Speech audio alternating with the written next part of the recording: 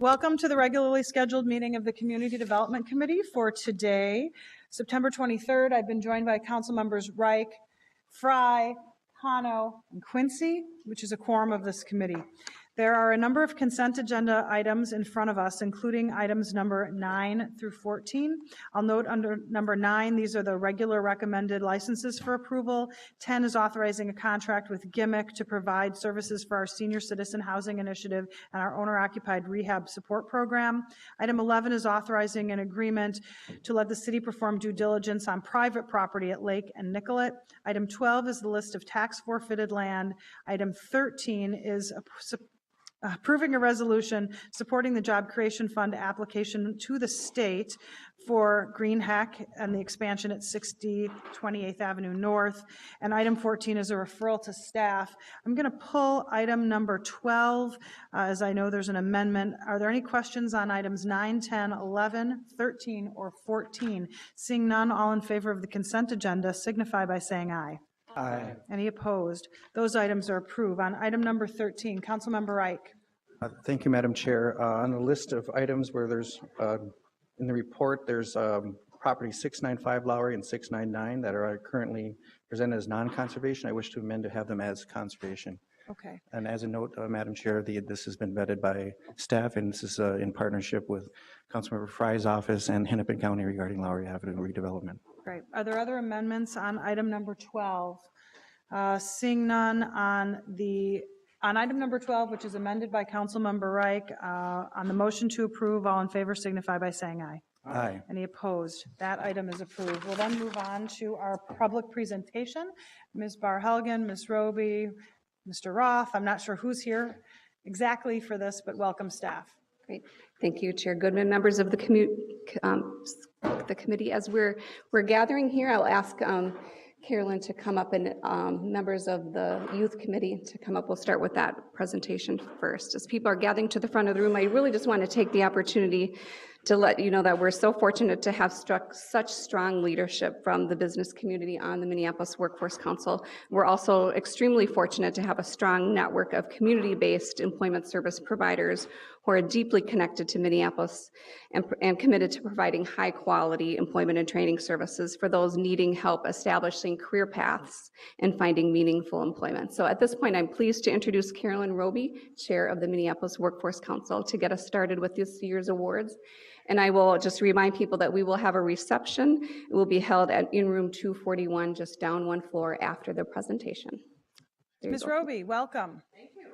And we're instructed to stand and face the audience. Was that an AV person who instructed you to do that? No, I don't think so. Why don't you turn the microphones this way, because they're not mic'd. Okay. You could turn them this way and do that if you'd like. Oh, this is good.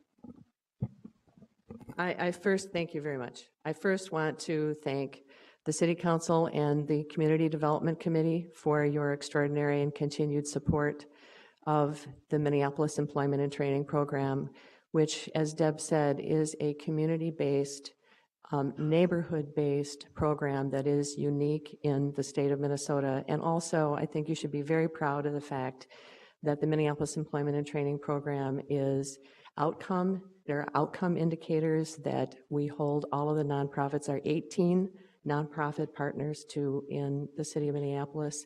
And I also want to thank Deb and her extraordinary leadership and the staff of the Minneapolis Employment and Training Program. They are extraordinary as well, and you should be very proud of the work that they do in Minneapolis, because it is looked to around the state as a beacon of excellence.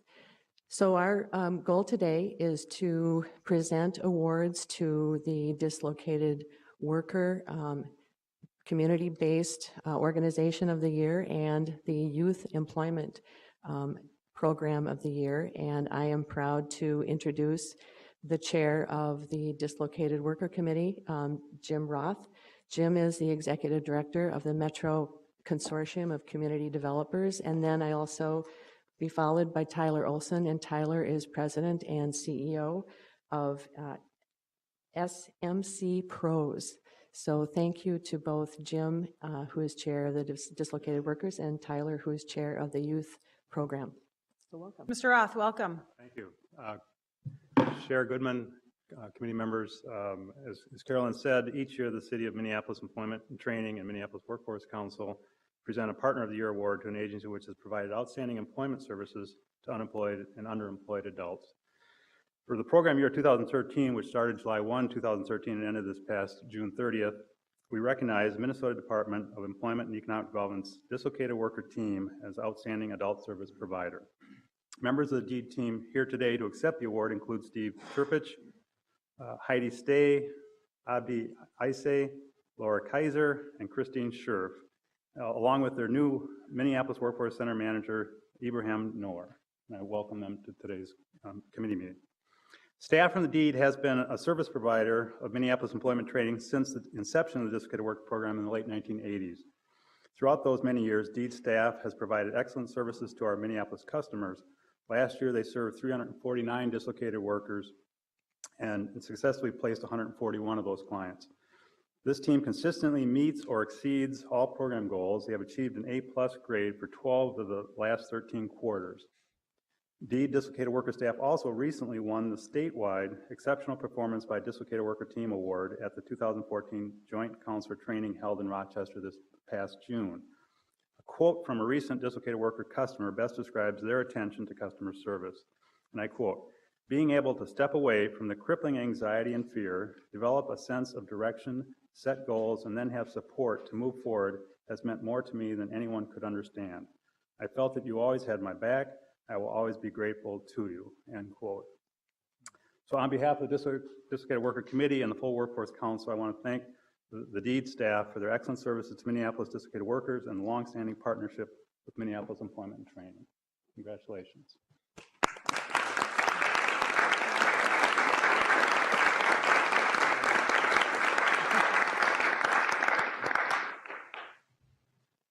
Tyler, welcome. Thank you, Chair Goodman, City Council. It's an honor to be here today. My name is Tyler Olson. I'm on the Minneapolis Workforce Advisory Council. I also chair the City of Minneapolis youth programs.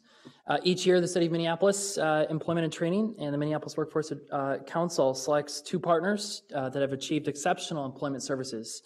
And this year, Emerge is the Youth Employment Service Provider of the Year. So congratulations to Emerge. Mike Wynn is over here on my left. This is the second time Emerge has received this award. Mike, as president, CEO, and his staff are here to accept the award, and Emerge is commended for operating an impressive Minneapolis Youth Works program for non-advantaged youth, ages 14 to 21, who have multiple challenges to achieving economic self-sufficiency. A few of their program highlights include they provided 28 youth with comprehensive individualized education, employment, and training services between July 1, 2013 and June 30th, 2014. They've leveraged additional funding sources to be better prepared and to ensure youth are prepared for the workforce. An example, they co-enrolled youth with the North 4 program, as some of you may know about, which is an employment and educational program for current and previously gang or clique-related youth in the 4 North Minneapolis neighborhoods. The City of Minneapolis Employment and Training, the Health Department developed this program model in 2010 via a 2-year Department of Labor earmark grant, and Emerge has secured funds since 2012 to continue this great program. They also emerged as a 3.75 grade point average on our grading scale. They received 100% of their 2013 annual monitoring and file review, and they attained 100% in the younger youth goal measures to assist 14 to 18-year-old youths achieving education and employment goals. They placed 81% of older youth into unsubsidized employment and helped 94% of older youth in their program earn industry-specific credentials. So ages 15 to 16-year-olds getting forklift training, certified nursing training, and similar type training programs. So thank you to Emerge for your excellent work servicing Minneapolis youth. Mike, if you'd like to accept the award.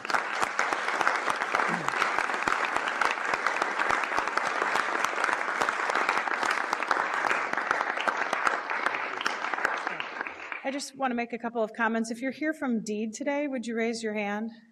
I want to thank you all for coming down today and for doing the good work of government. I think it's amazing when we have the opportunity to thank all of the others that work in public service every day to try to help get our community on track and get people back to work. And I do think that all too often government employees aren't thanked for the work that they do. And I want you to know that coming down here today and doing the amazing work you do really means a lot to us as well as your partner. So I want to thank you for being here today. I also want to just point out the incredible work of Mike Wynn and his organization. Mike, you have been a leader on the North Side in helping work with youth. You have pulled together an amazing, diverse team within your group of leadership and management, and you have taken on some of the hardest challenges we deal with in employing youth on the North Side. We know through our violence prevention efforts and efforts on the front end that the work that you are doing, you personally and your staff, has created a situation in our city where kids feel that they have hope moving forward through a job. We are really proud of the work that you personally and your staff have done, as well as Emerge. You are a North Side leader, and we are very happy to have the opportunity to work with you. Thank you very much for everything you've done.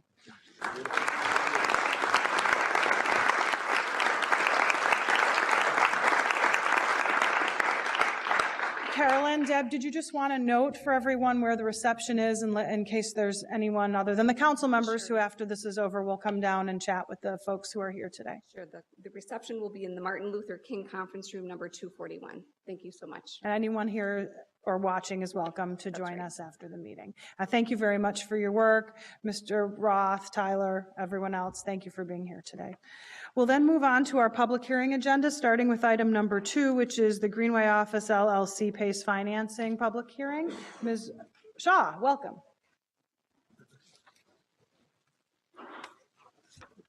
Thank you.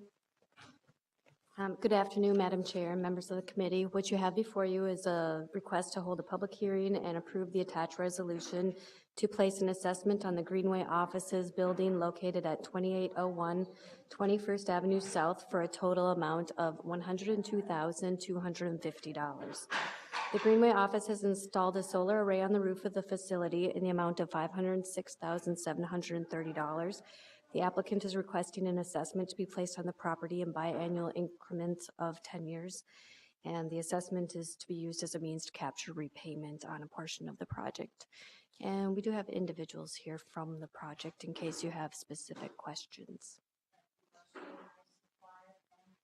And these new microphones are really sensitive, so you might want to, we read the report, so we don't need you to repeat it, but are there any questions for Ms. Shaw on item number 2?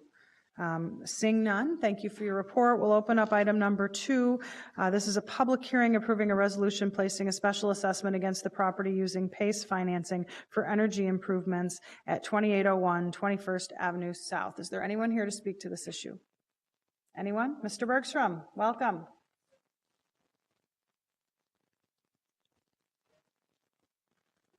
Chair Goodman and committee members, I'm David Bergstrom. I'm with Wellington Management. I'm representing the Greenway Office LLC, the owner of the Greenway building at 2801 21st Avenue South. We have not applied for a PACE loan before. They're relatively new, but we thought it would be another point of emphasis on our wonderful building, which is a very green building, and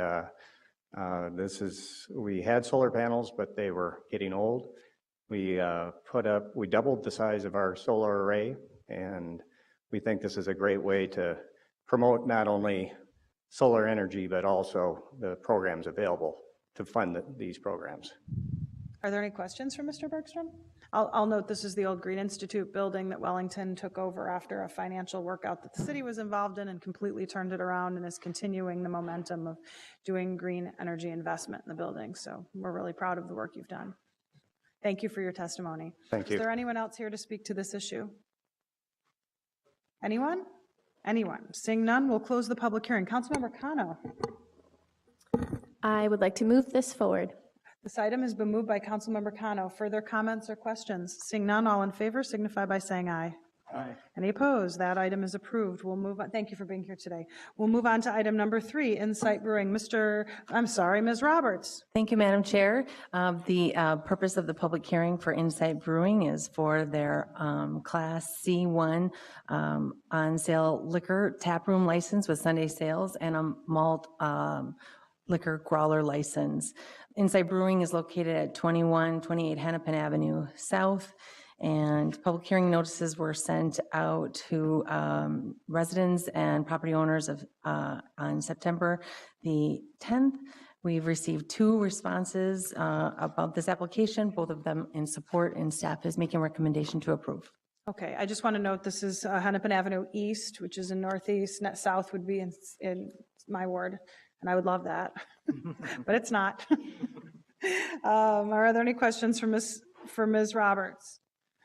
Seeing none, we'll open the public hearing on item number 3, Insight Brewing, 2821 Hennepin Avenue East. Is there anyone here to speak to this issue? Anyone? Anyone? Seeing none, we'll close the public hearing. Councilmember Fry.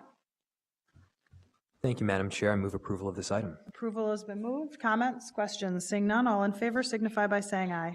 Aye. Any opposed? That item is approved. On to number 4, Ms. Roberts. Thank you, Madam Chair. This application and purpose of the public hearing is for Northgate Brewing. It will be located at 783 Harding Street Northeast.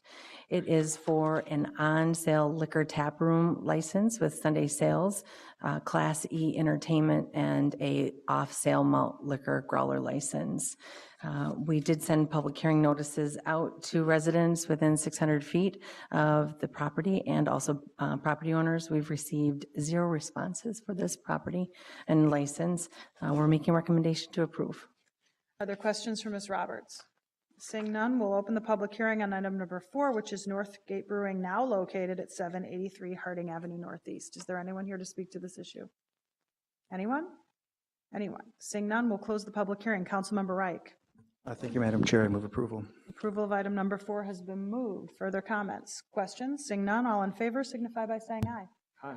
Any opposed? That item is approved. We'll move on to item number 5, Sisyphus Brewing. Ms. Roberts. Sisyphus Brewing, the public hearing is for their off-sale malt liquor license.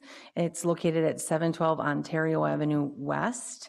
Public hearing notices for this license were sent out on September 8th, and we have not received any responses to this public hearing notice, and staff is making a recommendation to approve the off-sale malt liquor license. Questions for Ms. Roberts? Seeing none, we'll open the public hearing on number 5, which is Sisyphus Brewing at 712 Ontario Avenue West. Is there anyone here to speak to this issue? Anyone? Anyone? Seeing none, we'll close the public hearing. I'll move approval. All in favor signify by saying aye.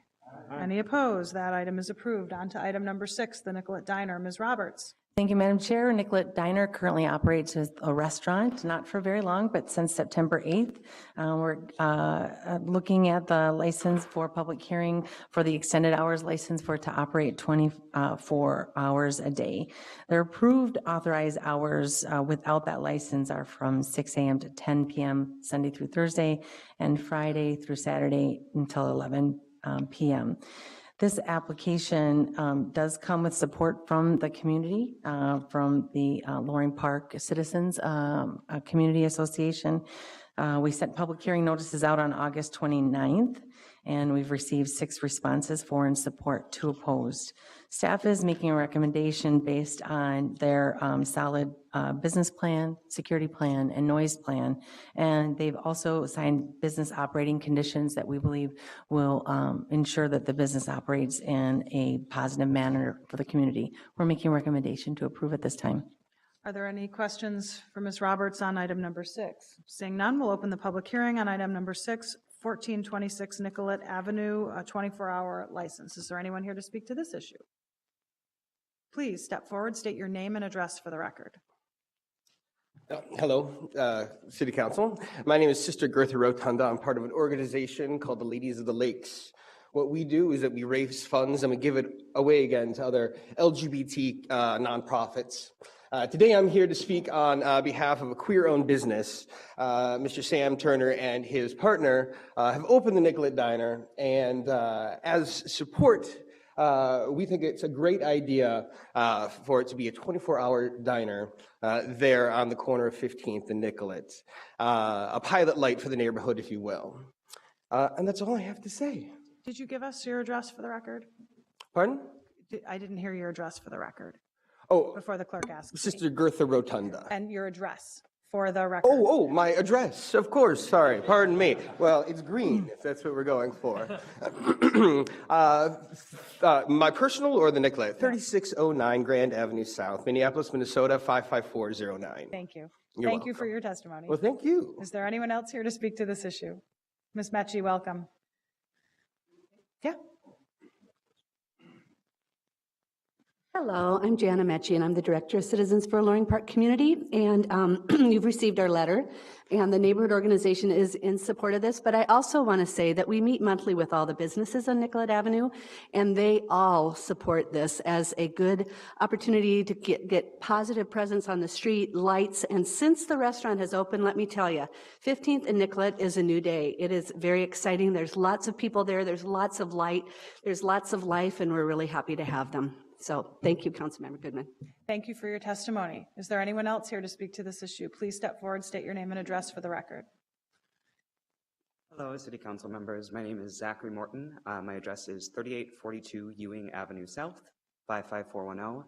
I am an employee at the Nicollet Diner, and I just wanted to state that the response I've received from almost every person that I have served since the restaurant opened has been overwhelmingly positive in response to going 24 hours. Great, thank you for your testimony. Is there anyone else here to speak to this issue? Please step forward, state your name and address for the record. Hello, City Council members. My name is Christmas Morningwood, Sister Christmas Morning with the Ladies of the Lakes, and my address is 3432 17th Avenue South in Minneapolis. And I'm here in support of the Nicollet Diner opening 24-hour business. What I would like to share with you is the amazing effervescent effect that this has had on the community and the neighborhood. And I see Dion and Sam as beacons and a lighthouse for that neighborhood, and I hope that you can find a way to support them today. So thank you.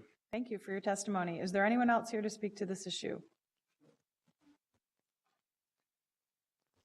My name is Joe Amrine, and I wanted to speak in support of the restaurant because it currently the business runs a couple of, they've got meeting space in there for recovery meetings. And as a person in recovery myself, I think it would be a benefit having a 24-hour coffee shop, and as well as their help for the community. That's all. Sir, could you just give us your address for the record? Sure, it's 30 West 22nd Street, and that's apartment 302, Minneapolis, Minnesota, 55404. Thank you. Is there anyone else here to speak to this issue? Seeing none, we're going to close the public hearing and move approval of the recommendation. All in favor signify by saying aye. Aye. Any opposed? That item is approved. We'll move on to item number 7, the Southern Theater. Maybe the ladies want to stay for the Southern Theater one, too. We'll be back. Ms. Roberts. Thank you, Madam Chair. This public hearing is for Southern Theater, which is located at 1420 Washington Avenue South. They are requesting an on-sale wine license to operate in conjunction with their theater license. Staff has reviewed the application. It meets minimum standards. We've sent public hearing notices out. We've received one response that is in favor. That response is from the West Bank Business Association. Staff is making a recommendation to approve the license. Are there any questions for Ms. Roberts on item number 7? Seeing none, we'll open the public hearing on item number 7, the Southern Theater application for on-sale wine and strong beer license. Is there anyone here to speak to this issue? Please step forward, state your name and address for the record. Thank you, Madam Chair, council members. My name is Damon Runnels. I'm the executive director at the Southern Theater. I just want to actually come up and thank Leanne Sealander, who's been an invaluable resource in helping us finally get to this point. The Southern, for nearly 30 years, has tried to figure out a way to get a full license for beer and wine.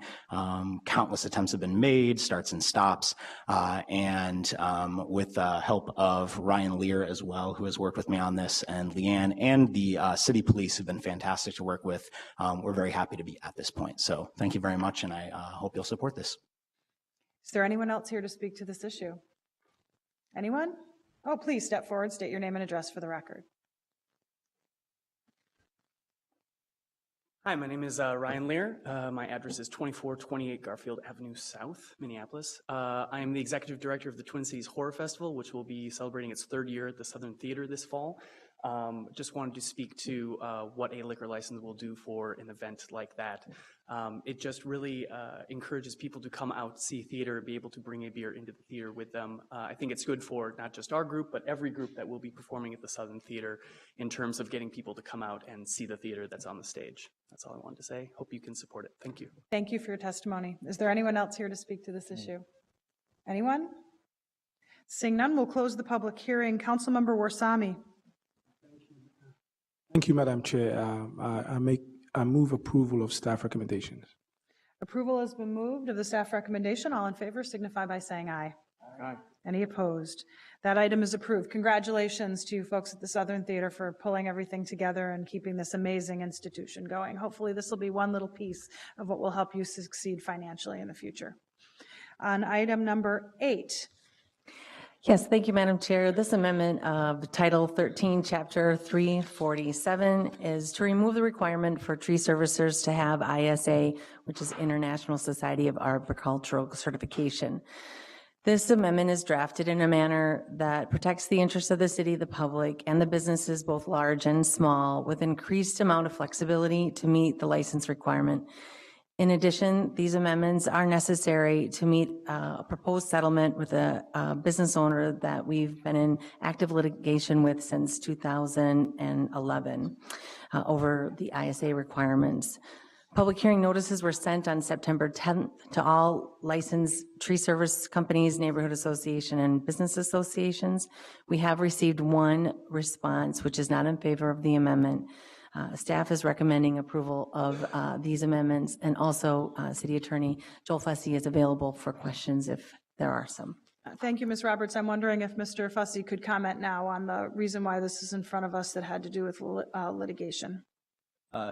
Madam Chair and committee members, thank you for the opportunity. Yes, this amendment has to do with one particular area of the city's tree servicing licensing ordinance, which was altered in 2007 to include a requirement that all licensees employ at least one individual who was certified as an arborist. As Ms. Roberts had mentioned, we've been actively defending litigation challenging that requirement for the past 3 years in multiple venues and multiple courts. And we have reached now a proposed settlement of that litigation that will result in its dismissal without any damages or costs to any party. And that's predicated upon adoption of the amendment that is presently before you. We believe that adoption of the amendment, well, we know that it will result in dismissal of the litigation, and it is fully recommended by the City Attorney's Office and the Business Licensing Division. We do believe that it protects the best interest of the city while still imposing a modified ISA certification requirement that will continue to protect the urban forest as well as the interests of the public in the tree servicing industry. In essence, what the amendment will do is it still requires all licensees to employ or to work closely with an ISA certified arborist, but the change will allow smaller tree servicers to, in essence, band together and work with a single certified arborist, so long as the arborist works for no more than 4 licensees and no more than 20 total employees in the field. And so finally, the city also retains the ability at this point to continue some productive discussions that they've had with, I guess, the litigants in this matter, but also the tree servicing industry as a whole to discuss maybe some new concepts or some new methods of regulation in the future. But all told, the City Attorney's Office certainly supports adoption of this amendment and believes it's that the minor modification will still protect the public interest. Thank you. Are there any questions for Ms. Roberts or Mr. Fussy? Councilmember Quincy. Thank you, Madam Chair. I am supportive of the motion. I just did have a clarifying question. Is there a requirement as part of the license that the certified arborist have some kind of accountability chain for each project that they're working on? Do they have to review each time a crew goes out? Madam Chair and council members, the proposed amendment doesn't change any of the provisions of the existing ordinance that deal with the responsibilities and duties of the certified arborist. So that isn't being altered at all. What the existing ordinance requires along those lines, and again, it's not being changed at all, is that the designated individual or the certified arborist be responsible for property and tree protection, provide supervision of tree servicing, and comply with all applicable national standards for arboricultural ANSI standards. And then it also does give the business licensing, the division, the power to ask for any records or information it deems necessary from the certified arborist to ensure that those requirements are being complied with. Thank you. Thank you very much. Thank you, Madam Chair. Further comments or questions for staff? Seeing none, we'll open the public hearing on item number 8, which is an ordinance change with regard to tree services, amending the requirements for International Society of Arboriculture certification. Is there anyone else here to speak to this issue? Please step forward, state your name and address for the record. Good afternoon, Madam Chair, council members. My name is George Wells. I reside at 2527 Jackson Street, Northeast Minneapolis. As a way of introduction, I'm the president of Northeast Tree. I'm the senior arborist. Northeast Tree, established mid-1997, I think it was. We employ approximately 7 people, of which no less 5 are certified arborists. Our business is a small business. We do far less than $1 million in gross annual revenue. Myself, I am a certified arborist since the mid-1970s. I've been a certified tree care safety professional. I have been an advisor on the Minneapolis Park and Recreation and Citizens Advisory Task Force. It was part of my efforts in 2007 as part of the Minneapolis Urban Forestry Policy to get this requirement on your statutes. And I have sat on the state of Minnesota Tree Licensing Task Force, coincidentally around 2007, which is at the same time came up with the same sort of requirement or recommendation that tree licensing be implemented with some sort of certification as part of the requirement. I'm known to talk way too much, so Your 2 minutes are almost up. So tell my us your partner has opinion. asked me to streak directly toward the safety. As part of the city clerk has provided you with some documents, the 5-year analysis of tree care accidents. The most pertinent point there to mention is that less than 9% of the fatalities are due to member organizations. Speaking directly to certification, reducing fatalities. As in our business, what we found that tree care as practiced by certified professionals with the continuing education requirements are engaged in the process and the quality of care improves. My feeling in opposition to this settlement is that the settlement will dilute the standards for which the professionals who work in the industry have worked very hard to provide. I understand it's a settlement. Nobody wins in a settlement, but I believe there are other venues which we can move forward with. If I have any questions, feel free to let me know. Thank you for your testimony. Please step forward, state your name and address for the record. You can both talk. You can decide who goes first. Please state your name and address for the record. My name is Bonnie Haynes. I'm owner of BJ Haynes Tree Service. My address is 9264 Ojibwe Avenue North, Stillwater, Minnesota. I've been licensed in Minneapolis for many years, have worked for the park board, doing trees, mostly stumps, and I disagree with the ordinance change that you're making. I think you're going to water down the industry. There's absolutely no reason that any tree care company cannot have a certified arborist on staff. All you need to do is study and take the test. It may take you a while to do it, but it can be done. I have 5 employees, not including myself. Sometimes I will be down to 3. So I don't care how small you are, you can do it. You don't need to change your ordinance to make it to make it any different because it's only going to water down the way it is. Thank you. Thank you. Please step forward, state your name and address for the record.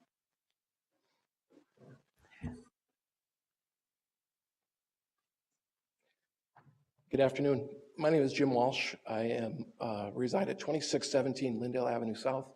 I'm the owner of Vineland Tree Care. We're located in the Seward neighborhood. We were first licensed in Minneapolis in 2003, I believe, or 4. And at that time, me and my sons were our tree service, and we've had a certified arborist on our staff ever since. We've grown our business over the last 10 years. We now have 15 employees in the height of the summer, and right now I think we have like 9 certified arborists. I'm also here to speak as a representative of the Minnesota Nursery and Landscape Association. I have a letter here if you'd like to see it. The MNLA has 1,200 member companies. That's 1,200 business owners. The MNLA website is mnla.biz. It's a business organization. The business people do not like the idea that this standard would be watered down. We don't look at it as more regulation. We look at it as the ISA has a standard. Let's comply with it. Let's keep it in force. Minneapolis led the way in 2007 by changing this ordinance, and then the city of St. Louis Park and the city of St. Paul followed suit. We think it's a really good idea to consider that when I started in this business, when I was in high school, we were losing elm trees all over the place, and people who had a chainsaw and a pickup were a tree service. The industry has come a long way since then. As you probably all know, we're about to lose a lot of ash trees. I think the threat exists for people to lose the sight of the professionalism and the safety that's required to run your business. And with the ISA certification, you're required to maintain education annually to keep your certification. So we're against it.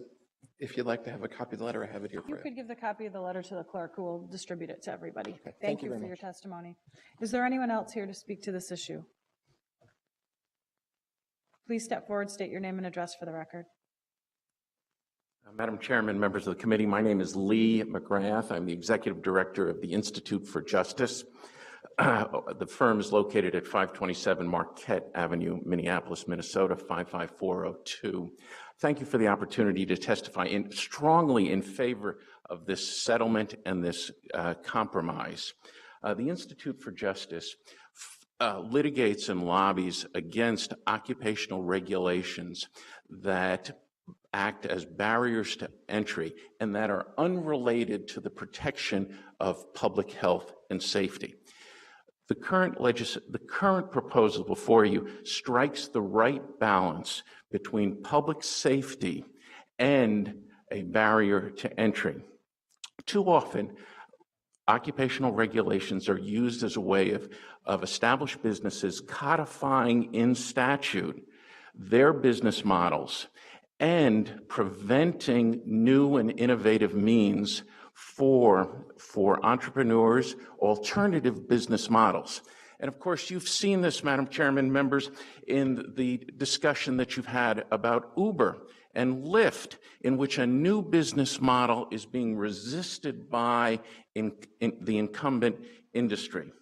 I applaud the work of the City Attorney's Office. Mr. Sauter and Mr. Fusey have struck the right balance between protecting consumers, not protecting industry, but protecting consumers, as well as being the job creator, a type of legislation that creates jobs similar to those that you gave an award to earlier in this meeting.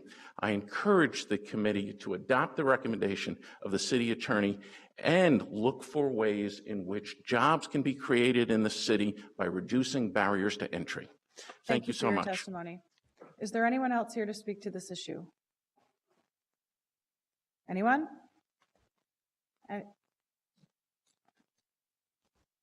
Please step forward, state your name and address for the record. Well, my name is Jim Dolphy. I live at 11044 Courthouse Boulevard, Inver Grove Heights. I'm the plaintiff in that case you referred to. My small company I started generally only had 2 to 3 employees that I worked with. My work was limited to removing and trimming trees, and anything at the time that I was in business that was outside of that, I referred to an arborist. We actually had one in particular that we would work with regularly that had his own business in Minneapolis as an arborist. He would work for homeowners, work for businesses like me, his business was shut down by this, when this ordinance went into effect, because he can't work for more than one tree company as an effect of that. So that has its own repercussions in that way outside of my company. The ISA test in itself has a lot of aspects of it that have very little to do with tree trimming or removal. And that's one of the ways that this amendment could help, is you still get the ability of an arborist to oversee what training that a company would need depending on what it does. But instead of forcing every company to have to go get certification and training on aspects they don't do, they can put their efforts towards training better on safety and some of the aspects of their business that they actually do perform. And as far as the tree loss threat in that reference, the ISA in itself doesn't do any protection on the loss of trees from Dutch elm or the emerald ash coming through. What does that protection is knowing where they're at currently, keeping up with different Minnesota Department of Agriculture who keeps up on where it all is, what the effects are, where it's going. There's already government entities in place giving us the information on keeping a lot of these diseases contained and how to dispose of them properly. This all can be accomplished without a degree of training that doesn't affect what my company did.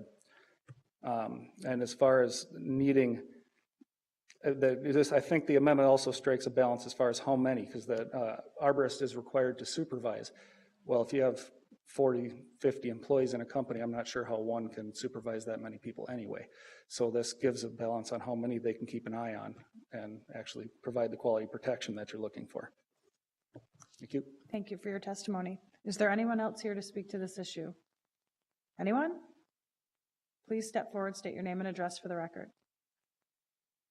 Thank you, Madam Chair and committee members. My name is Joe Soronsky. I'm an attorney at Maslin, Nadelman, Borman, and Brand, located at 90 South 7th Street here in Minneapolis. I am Mr. Dolphy's attorney on a pro bono basis in the litigation that has brought us here to this proposed settlement, proposed ordinance. I just want to make a couple points without getting into the legal minutia about the background on the lawsuit. Is that our challenge is that the current ordinance is unconstitutional for two main reasons. One is that it imposes the certified arborist examination on tree trimming businesses of all sizes, and tree trimming businesses that may only, as many small companies do, only trim and remove trees, whereas the certified arborist examination covers, it has many area, over 50% of the subject matter. It does not relate to those issues. It relates to issues like soil management and disease and treatment of disease, which these companies do not do and cannot even legally do without a separate license, which is not at issue. The other issue is how it applies to small companies in Minneapolis versus larger ones. The current requirement is one certified arborist in each company. So for a company of 2 or 3, that's a much greater burden than on a company of 50 or 60. The requirement is still 1. So it's an unequal as applied to the smaller companies. As Mr. Fussy said, this does not change the supervision and training requirements of a certified arborist. It just allows one certified arborist to work with a few, up to 4 small businesses with a limited number of employees. So it's the same certification for that arborist. It's the same training and supervision. It just allows them the flexibility to work with a few different small businesses as opposed to limitation to 1. As Mr. Dolphy mentioned, there used to be certified arborists whose business it was to lend their expertise to multiple homeowners, multiple small businesses. Under the current ordinance, they can't do that because it limits them to work with 1 company. Amending the ordinance would have the added benefit of allowing certified arborists to reopen their own small businesses, operate as their own small businesses in contracting with multiple tree trimming companies. Thank you very much. Thank you for your testimony. Is there anyone else here to speak to this issue? Anyone? Anyone? Seeing none, I'll close the public hearing. Councilmember Fry. Thank you, Madam Chair. I wanted to go back and just reiterate where exactly we are now, perhaps for some of my colleagues. So in 2007, we passed an ordinance that said that every single company had to have on hand a certified arborist. We agreed with that in 2007, before I was on the council, and we still agree with that principle today. So I just want to make exceedingly clear to everyone in the back row, we're with you. We agree with you. If I had my way, and I know several of my colleagues feel similarly, we would continue to have the requirement of a certified arborist. However, due to that ordinance, we got sued. It went through substantial litigation, and the judge gave us some direction, basically saying if we continue this lawsuit, there's a very good chance that you'll lose, and then going forward, there will be absolutely no requirements whatsoever. So you don't need to have anybody get certified. And then in the course of negotiation, we finally arrived at a settlement, and this is the settlement. So this really is a matter of opposing the great or opposing the good for the great when we may very well end up with nothing. So we agree with you. We want some form of restriction. We want some regulation here, and I think it's necessary given, I mean, your jobs are dangerous. And when you talk about only 5% of the fatalities result from someone who's been ISA certified, I think the numbers speak for themselves. We're with you. But, you know, in order to get something out of this, I think we need to move forward with this regulation change, this amendment. Is that a motion? And I will move to adopt the staff recommendation. Councilmember Reich. Thank you, Madam Chair, and I really appreciate the work that Councilmember Fry's put in this and the background explanation. Certainly the testimony from trained professionals who've been serving our communities for so long was cause for pause for someone like myself. I see a sort of a pragmatic situation that we're in. We're trying to deal with something that's not the outcome that we would have preferred, and not speaking for everyone, but certainly speaking for myself and echoing what Councilmember Fry has stated. But I do have to say the testimony from the professionals that have provided these services were very compelling to me. And I'm going to do a little more homework actually to look into the settlement, therefore. Any other comments, questions? Seeing none, on the motion to approve the staff recommendation, all in favor signify by saying aye. Aye. Any opposed? That item is approved. We will then move to our last item, which is item number 15. Ms. Perrell, welcome. Good afternoon, Madam Chair and committee members. I'm Rebecca Perrell. I work in CPED Business Development. And the recommendation before you today is to authorize the deferral of monthly loan payments on the city's CBDG loan to Mercado Central LLC for 2 years, starting August 1st of 2014, going through July 1st of 2016, and also to direct staff to closely monitor the financial performance of the market and determine whether critical milestones are being achieved during this turnaround period. Until recently, Mercado Central had been able to meet its financial obligations and make all of these scheduled payments on the city's loan. However, the Mercado's financial difficulties have grown over the last year or two and made it such that the Mercado has not had adequate cash flow to meet all of their financial obligations and prompted the ownership to request a deferral of the city's loan. The primary reasons for this shortfall are I did want to mention there are two additional loans on the city, or two additional city loans on the project. One is a Powderhorn Park Neighborhood Association loan that's scheduled to begin repayment in 2025, and there's a second Phillips NRP forgivable loan that's scheduled to be forgiven on December 28th of this year. There are several reasons that have led to the Mercado's cash flow suffering recently. The key aspects of that are a more expensive operating structure that was approved in 2013, but wasn't accompanied with increased revenue on the budget.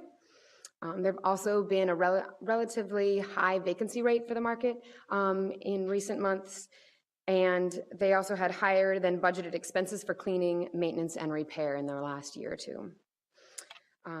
With the growing accounts payable, they've also developed a turnaround strategy developed by the team of people that are working on positioning the Mercado for a successful future. There are two critical components to this turnaround strategy. The first is to achieve positive monthly cash flow by both increasing revenues and decreasing expenses. The raising revenues is projected to come through a combination of both renting vacant spaces as well as increasing rents. Decreased expenses are coming from a variety of different avenues. working cooperatively against vandalism, utilizing more cost-effective vendors, transferring some of the responsibilities to cooperative members themselves, requesting the deferral of the city's loan, as well as, and I think this is a key component to the entire turnaround strategy, is changing the management structure. There's currently a private management company there at the Mercado and has been for about a year and a half, and they're scheduled to complete their services next week on September 30th, and a new management team will come in on October 1st, made up of the business owners as members of the cooperative that own their businesses there, the 2 additional ownership entities of the LLC that owns the property, and those are the Neighborhood Development Center and the Project for Pride and Living, as well as consultants from staff from the Neighborhood and Community Relations Department here at the City of Minneapolis. These actions taken together show that the project can achieve a positive monthly cash flow in about 12 months and can resume making payments on the city's loan within 24 months.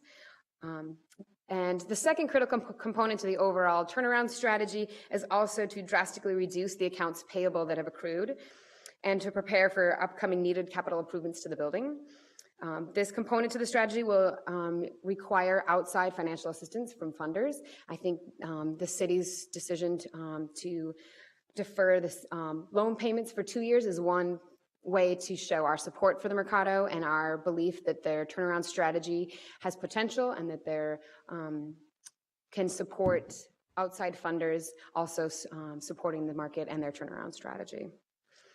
To close, CPED believes that the Mercado has the potential to succeed under the turnaround plan and that providing time to realize the plan offers the best option for securing full repayment of the city loan and is in the best interest of the city, the market, and the Mercado businesses. I'd like to acknowledge that we have members of the cooperative board with us today, as well as representatives from Neighborhood Development Center and consultants that are working with the businesses from NCR. Are there any questions for Ms. Perrell or any of the folks here from the Mercado today? Councilmember Cano. Thank you, Madam Chair. First of all, I just want to thank all the city staff that have spent significant time working with me on this issue. I've actually been working on this issue since last November when I was elected. Quickly, we got together with folks at the Mercado to really get the pulse on what was going on. So this project has been successful for the last 13 years, and it was one of the most dynamic and unique projects in the entire state of Minnesota. This is the first Latino co-op model in the entire state. We have other models that are based on farmers and folks who are in greater Minnesota, but this is really the one that focuses on entrepreneurship in the urban city. So I'm just really proud to be standing here today representing such strong leaders in our community who helped to turn Lake Street around. Without the Mercado Co-op on this corner, creating jobs for people, creating places for families to come and visit, creating places for cultural connections and understanding to happen, the Ninth Ward would not be such a vibrant and dynamic place that it is today. I want to give special thanks to Juan Linares, who is here in the audience today. He was one of the co-founders of this vision, along with Ramon Leon from the Latino Economic Development Center, and we're just so happy to be able to count on such strong partners that are very intelligent, savvy, and passionate about this work, very committed. Kristen, your utmost attention and forthright caring about this project really has helped us to continue to make the glue for this to continue to happen. So I want to thank both of you for helping and recognize the staff from the Neighborhood and Community Relations Department to provide that cultural competency that this project really needed. So I'm in full support of what's happening today here. This innovation needs to continue. We need to continue to support our small entrepreneur businesses to thrive. And I think that we have a strong strategy in place to achieve that. And I really ask for your support on this one. Would you like to move approval? I sure do. I would like to move to approve the staff recommendation. Are there further comments or questions? I just want to make a couple of points. I'm very supportive of this workout because I think it's a light touch for the city. This isn't a bailout. It's not a handout. It's not a disaster in any way. This is acknowledging that there have been some challenges over the past couple of months, and the best way for us to move forward is for everybody to move forward. Many times, a lot of organizations come to us and just want us to solve the problem. In this situation, a change in management and a change in structure, putting more ownership and responsibility upon the cooperativa members, I think, is a really important thing, and I'm very, very supportive of it. I want to thank our staff for bringing this forward in a way that didn't make it look like a bailout. but made it look like the piece that we can do, and the constant and ongoing communication between everybody as equals in moving forward, I think will make this a really positive turnaround. And we don't get paid unless you succeed, and we want you to succeed because we want to get paid. And so this is a good way to ensure that a little bit of time will provide big benefits for everybody in the long run. So I'm very supportive of it, and I would characterize it as a very positive move forward instead of any kind of negative thing happening at this point in time. On the motion to approve the staff recommendation, all in favor signify by saying aye.